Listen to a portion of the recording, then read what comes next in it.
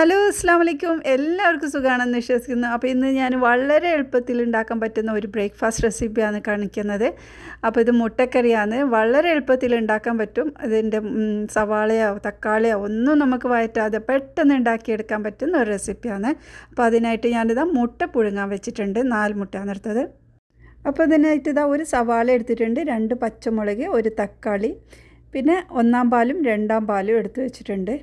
ഇനി കുക്കറിലോട്ട് നമുക്കിതെല്ലാം ഒന്ന് പെട്ടെന്ന് ഇട്ട് കൊടുക്കാം. ഒരു പണിയുമില്ല കേട്ടോ ഇതിന്.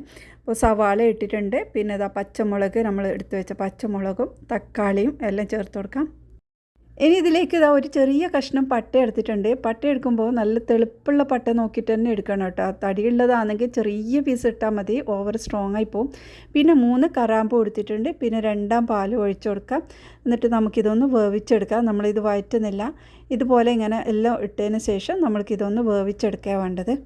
അപ്പോൾ നമുക്ക് വേണമെന്നുണ്ടെങ്കിൽ ഈ ഒരു സമയത്ത് തന്നെ നമുക്കിതിലേക്ക് ഉരുളക്കിഴങ്ങ്, ക്യാരറ്റ് അതെല്ലാം ചേർത്ത് കൊടുക്കാമെന്നാണ് കേട്ടോ. ഞാനിവിടെ വളരെ എളുപ്പത്തിൽ ഉണ്ടാക്കാൻ പറ്റുന്ന ഒരു രീതിയാണ് കാണിക്കുന്നത്.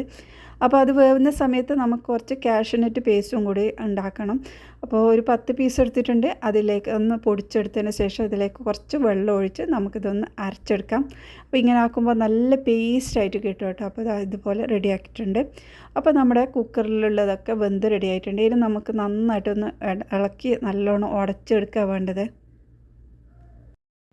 ഇനി ഇതാ വേറൊരു പാത്രത്തിലേക്ക് കുറച്ച് വെളിച്ചെണ്ണ ഒഴിച്ചു കൊടുക്കുക. ഇതിലോട്ട് ഇതാ 1/2 ടീസ്പൂൺ പെരിഞ്ജീരകം ചേർത്തിട്ടുണ്ട്. ഇനി ഇതിലേക്ക് കുറച്ച് സവാള ചേർക്കുന്നുണ്ട്. ഇതൊട്ടും നിർബന്ധമുള്ളതല്ല, നമുക്ക് ഇഷ്ടമാണെങ്കിൽ അത് ചേർക്കാം. പിന്നെ ഇതിലേക്ക് കുറച്ച് കറിവേപ്പിലയും, ഈ പെരിഞ്ജീരകവും കറിവേപ്പിലും മാത്രം മതി കേട്ടോ നമ്മുടെ ഈ ഒരു കറിയിലേക്ക്. അപ്പോൾ അത് നന്നായിട്ടൊന്ന് ഇളക്കിയെടുത്തതിന് ശേഷം ഇതിലേക്ക് കുറച്ച് ഇഞ്ചി ചതച്ചതും കൂടി ചേർത്ത് കൊടുക്കുന്നുണ്ട്. ഇതും ഓപ്ഷണലാണ്, അതും ഒട്ടും ആവശ്യമില്ല, ഉണ്ടെങ്കിൽ അത് ചേർത്ത് കൊടുക്കുക. ഇനി ഇതെല്ലാം പോലെ നല്ല രീതിയിൽ മിക്സാക്കി എടുക്കാം.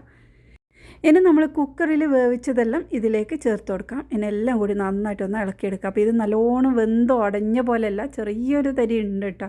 നിങ്ങൾക്ക് നല്ലോണം ഉടഞ്ഞത് വേണമെങ്കിൽ അങ്ങനെ ആക്കാം. ഇനി ഇത് നന്നായി ഇളക്കിയെടുത്തതിന് ശേഷം നമുക്കിതൊന്ന് തിളപ്പിച്ചെടുക്കാൻ വേണ്ടി. അപ്പോൾ നല്ലോണം വറ്റിയ പോലെ ആവാൻ പാടില്ല, ചെറിയൊരു ഗ്രേവി വേണം.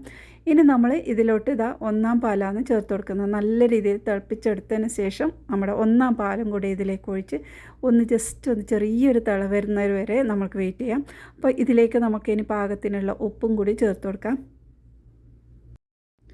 ഇനി ഇതിലേക്ക് നമ്മൾ എടുത്തു വെച്ച മുട്ട ഇതിലേക്ക് ചേർത്ത് കൊടുക്കട്ടെ. അപ്പോൾ നല്ലോണം തിള വരാൻ വെയിറ്റ് ചെയ്യേണ്ട, ചെറിയൊരു തിള വന്നാൽ മതി. ഓവർ തിളച്ച് കഴിഞ്ഞാൽ നമ്മൾ പാല് പെരിഞ്ഞ പോലെ ആവും കേട്ടോ. അപ്പോൾ അതുപോലെ ഇട്ടതിന് ശേഷം ഇത് ജസ്റ്റ് ഒന്ന് ഇളക്കി ആ ഒരു ഗ്രേവി എല്ലാ ഭാഗത്തും മുട്ടേൻ്റെ എല്ലാ ഭാഗത്തേക്ക് ആക്കി കൊടുക്കാം. ഇനി നമ്മൾ ഇതിലോട്ട് നമ്മൾ നേരത്തെ അരച്ച് വെച്ച കാഷ്യൂനട്ട് പേസ്റ്റ് ഉണ്ടല്ലോ, അതും കൂടി ഇതിലേക്ക് ഒഴിക്കി കൊടുക്കാം. എന്നിട്ട് എല്ലാം കൂടി നന്നായിട്ട് ഇതുപോലെ ഇത് പാത്രം പിടിച്ച് ഒന്ന് ജസ്റ്റ് ഒന്ന് ചുറ്റിച്ചെടുത്താൽ മതി. അപ്പോൾ ഇനി ഇളക്കിയെടുക്കണ്ട, നമ്മൾ മുട്ടേൻ്റെ ആ ഒരു മഞ്ഞയും ഒക്കെ സെപ്പറേറ്റ് ആയിപ്പോൾ. അപ്പോൾ ഒരുപാട് വെയിറ്റ് ചെയ്യേണ്ട. അപ്പോൾ ഇതുപോലെ ആക്കിയ ശേഷം ഒന്ന് കുറച്ച് സമയം തിളപ്പിച്ചെടുക്കാം. അപ്പോൾ കാഷ്യൂനട്ട് പേസ്റ്റ് ഇട്ടതിന് ശേഷം നമ്മൾ തിളപ്പിച്ചെടുത്താൽ അത്രയൊന്നും ആവില്ല. അപ്പോൾ ഇതുപോലെ ആക്കിയിട്ടുണ്ട്. ഇതിലേക്ക് കുറച്ച് കുരുമുളക് പൊടി ഇട്ടിട്ടുണ്ട്, പിന്നെ അതുപോലെ കുറച്ച് ഗരം മസാലയും കൂടി ചേർത്ത് കൊടുക്കുന്നുണ്ട്. അപ്പോൾ ഇതാ നമ്മുടെ കറി ഇവിടെ റെഡി ആയിട്ടുണ്ട്. നല്ല ടേസ്റ്റ് ആയിട്ടുള്ള കറിയാണ് കേട്ടോ. അപ്പത്തിൻ്റെ കൂടെയൊക്കെ അടിപൊളിയാണ്. അപ്പോൾ ഇതിൻ്റെ ടേസ്റ്റ് ഒന്നുകൂടെ കൂട്ടാൻ വേണ്ടി നമ്മൾ ഇതിലേക്ക് ലാസ്റ്റ് ഒരു സാധനം കൂടി ചേർത്ത് കൊടുക്കുന്നുണ്ട്.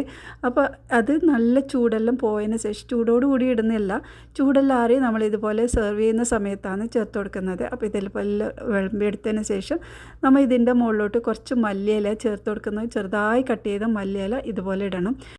അപ്പോൾ ഇതൊന്ന് ട്രൈ ചെയ്ത് നോക്ക്. ട്രൈ ചെയ്തിട്ട് നിങ്ങൾക്ക് ഇഷ്ടമായിട്ടുണ്ടെങ്കിൽ ഒന്ന് സപ്പോർട്ട് ചെയ്യണേ. ഇനി അടുത്ത നല്ല റെസിപ്പിയുമായി വീണ്ടും വരാം. ബൈ.